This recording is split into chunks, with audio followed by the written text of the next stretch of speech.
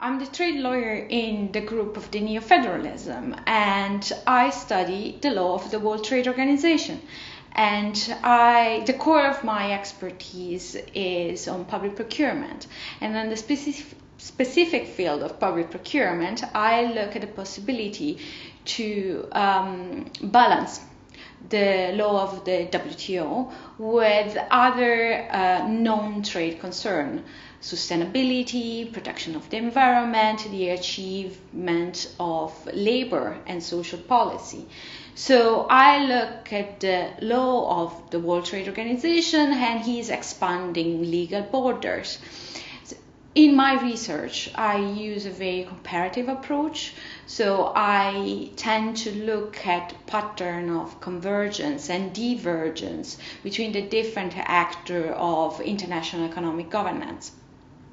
So this is the core of my research expertise when I arrive to Durham and to the project on neo-federalism. And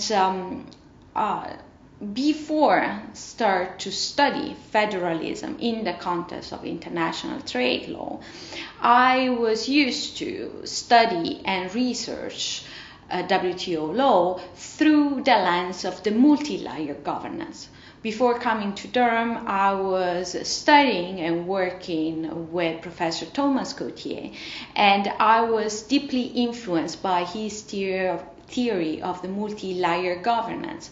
So basically looking at international economic governance in the context of fragmentation, and look at achieving coherence to the different level of governance at different level of authorities. And of course the big problem that the international economic law is facing right now are related to the challenge of fragmentation that can be horizontal or vertical.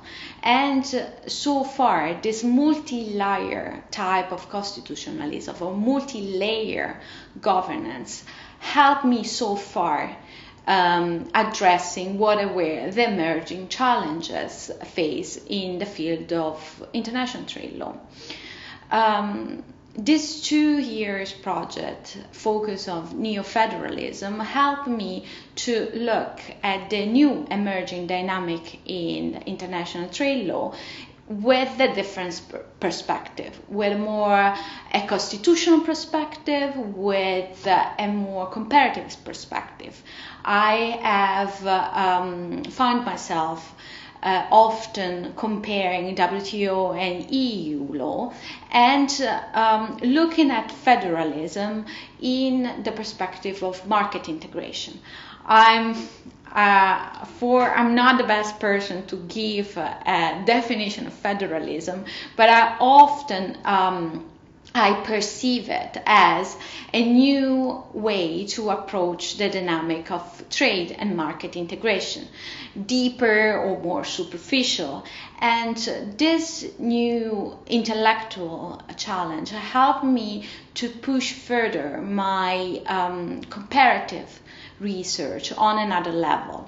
I find myself playing with the constitutionalism principle of proportionality, of subsidiarity, looking at more the framework of the constitutional dialogue in international law and international economic law.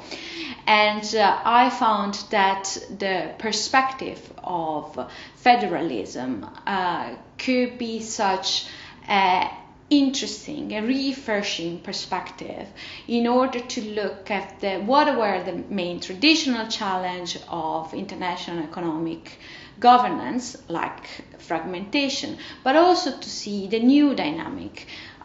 We are now in a time of Brexit, in a context of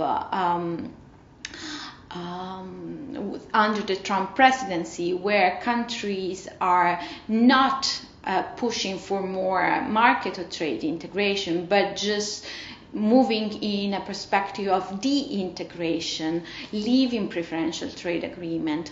And I believe that now approaching the liberalization of trade and the harmonization of economic lawmaking process can be, through the lens of federalism, can be a refreshing perspective to look at the new challenge that are being faced right now. In my research output of this project, I try to introduce a bit more this federalism perspective. As I said, my core of the research look around public procurement.